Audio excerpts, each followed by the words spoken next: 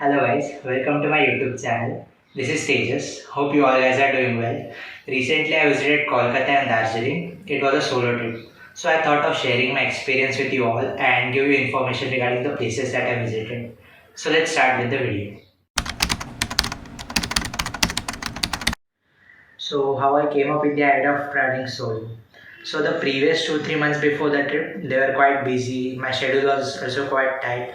So I decided that I need to take a break and a big break. So I thought, why don't I travel somewhere? And I needed to travel somewhere far. But at the same time, I was aware of the fact that my friends are busy in their schedules as well. And also my family was engaged in some of the other functions. So I just thought instead of relying on others, why don't I travel alone? Just pick my bag and go somewhere else. So I started exploring solo trips. I watched YouTube vlogs of various solo travelers, and then I found that solo trips are actually quite amazing, quite interesting, but at the same time they are quite challenging as well. But the experience that I heard from the vlogs from the YouTube, as I decided that I will travel alone, and that this is how I decided that I will travel solo.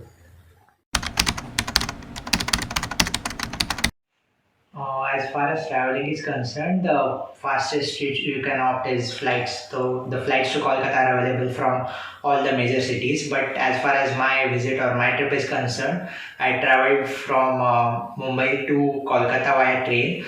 There are a lot of trains available which can take you to Kolkata from Mumbai. But the fastest which you can take is Duronto Express. I personally traveled from that train. So it takes around 26 hours to reach from Mumbai to Kolkata, and as far as other trains are concerned, it takes around 32 to 33 hours. So the time gap is around 6 hours. So you can book your trains accordingly.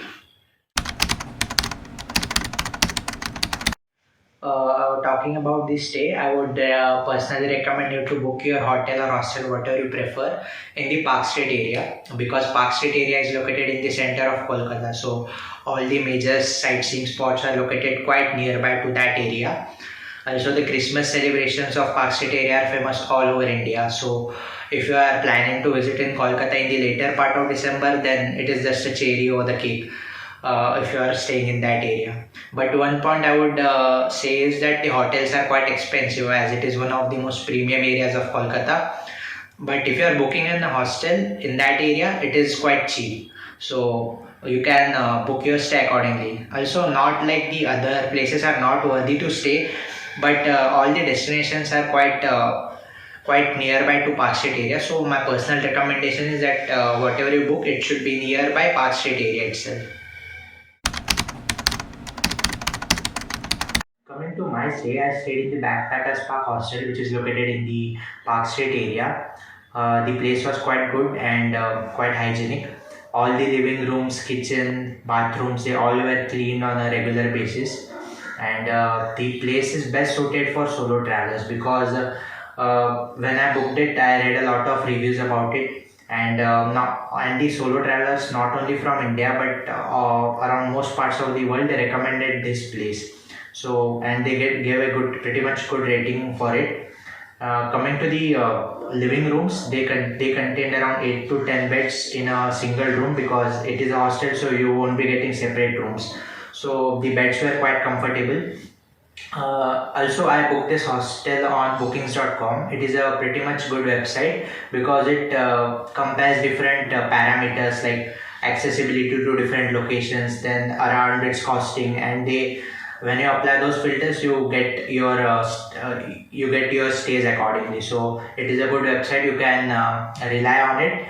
And yes, if you are a solo traveler, I would highly recommend this place. But you are planning to visit Kolkata along with family or a big group of people, so then you can book hotels nearby this locality. There are a lot of things that you can experience in Kolkata and a lot of places that you can visit as well. But I will tell you the most famous tourist spots, or what are the must visit places when you are in Kolkata. The first of them is Victoria's Memorial. So Victoria's Memorial is basically a marble building which is located in central Kolkata, and it is built in the memory of Empress Victoria. The architecture of this building is pretty good, both from inside as well as outside. It has got a museum of Netaji Subhash Chandra Bose and about his contributions to the Indian freedom. The entry ticket for this is rupees 30. The next spot that you can see is the St. Paul's Cathedral. It is located near to Victoria's Memorial itself, and it is known for its Gothic architecture, and it is said to be the largest church of Kolkata. So, if you are visiting Kolkata, this is a must-visit place. The third spot that I would recommend is Dakshineshwar Temple. It is located on the eastern banks of Hooghly River, and the architecture on this temple is very beautifully carved. And this temple is of goddess Kali Mata, and you must visit this temple. The fourth spot that I would suggest to visit is College Street. So when you will visit College Street, the only thing that you would look around is books, and on the books, it is said that if you don't get the book that you want in this place, you won't get it anywhere else in the world. It is the largest book market of Asia, and you can also experience the vintage tram ride here, as a lot of trams are moving in this area. The fifth spot that I would suggest is the Indian Coffee House. Yes, there are a lot of coffee houses all over India, but the one in Kolkata is the oldest coffee house that we have in our country. It was built by the Britishers itself way back in 1876, and the beautiful part of it is that they have preserved the architecture which they built at that time. So if you want to get a vintage vibe when you are visiting Kolkata, so this is a must visit place. Coming to the sixth spot is Ecopark. So basically this place is preferred by the localites just to hang out on weekends. This place contains the mini models of all the seven wonders of the world, and these models look quite similar to the original seven wonders. So you must visit this place. Also, you can experience a lot of other activities here as well, like shikara rides, normal boating, and this is a good place to chill out with your friends and family. Making to the seventh spot is Science City. There are science cities in all the major cities of India, but the one in Kolkata is also very knowledgeable. So if you are a science student or if you are a science interested person, you can visit this place. There are a lot of scientific concepts and put up in the form of models or experimental setups, and alongside it is given the relevant information. And also there are a lot of shows on human evolution that you can experience in this science city. The eighth spot that I would suggest is the Princely Ghat. So, in this Princely Ghat, it is located on the banks of Hooghly River. So, you can experience the boat rides for either for a sunrise or a sunset. But I would suggest you to go for a sunset ride. The boat rides here are quite expensive, but they are worth the visit. It costs you around 500 rupees for a single boat ride. Next spot that you can visit in Kolkata is the Kalighat Temple. It is another Hindu temple, and it is one of the 51 Shakti Pithas that we have in our country. It is another temple of goddess Kali Mata itself, and it is said that the name Kolkata is derived from the word Kalikata Devi of this temple. But one thing I would suggest is that you have to be of utmost care when you are visiting this temple, because the pandits can loot you in the name of fake pujas and all this stuff. So you have to be careful about it. Last spot that I would recommend you to visit is the New Market, and this is for shopping. Anyone who want to do shopping in Kolkata can visit this place, because you can get the things like clothes and all other stuff at a much cheaper rate as compared to the other markets or other places in Kolkata. The only thing that you need is some bargaining skills, that's it, and you can get the items for a fair rate. These are the major tourist spots that I recommend you to visit when you are in Kolkata. But Kolkata has a lot more to experience, a lot more places that you can visit. But from my personal experience, these are the 10 spots that you must visit when you are in Kolkata. Now comes the most interesting part of the video, that is food. So basically when you are in Kolkata, there are a lot of street foods that you can try. The major of them being puchkas, ghugni chaat, jhalmuri, club kachori, and not to mention the sweets of Kolkata.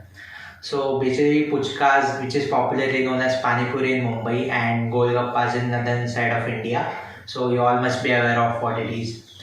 Next is club kachori. Club kachori is basically they serve you 4 pieces of that kachori Along with it, they give you aloo ki sabzi. So that combination is pretty good, and you can find it almost in every part of Kolkata.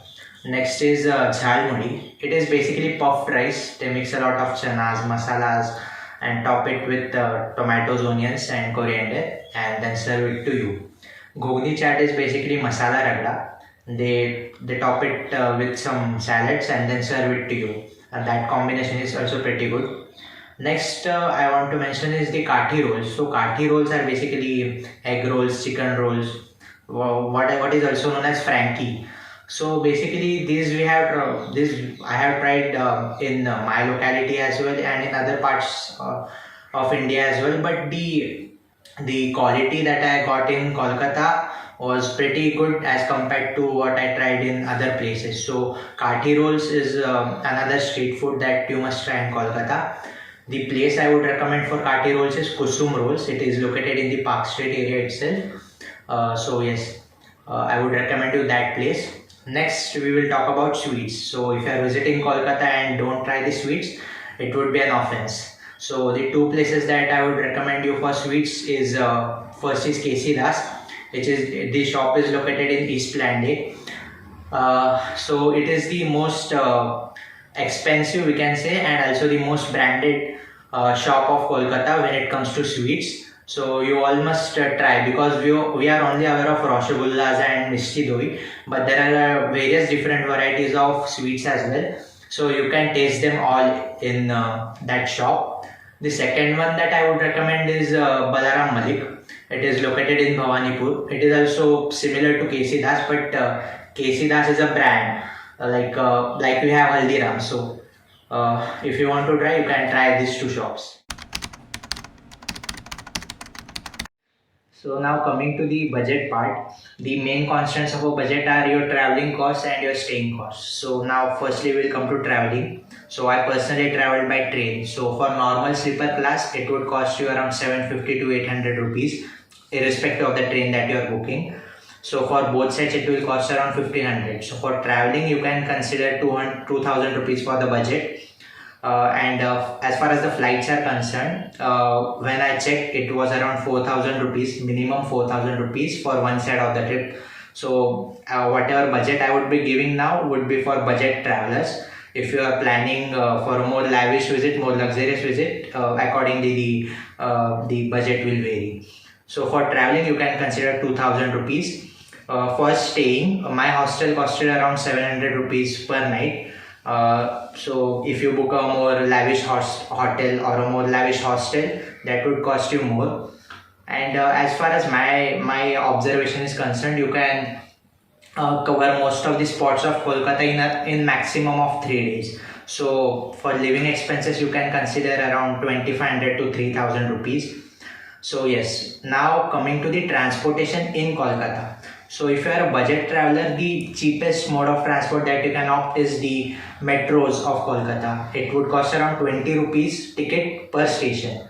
From that you can take Ola or any taxis. But the yellow taxis charge you comparatively more. They cost you around 300 rupees for just a small distance, because people tend to travel by those taxis just to get that vintage feel. So they take undue advantage of it. So as far as my experience is concerned, if you are a budget traveler, you should try to cover most of the places by metro stations or by trams. So the trams is another thing which you should try in Kolkata. It costs only rupees 6 for a ride. So that is the another cheapest mode of transport that you can see in Kolkata.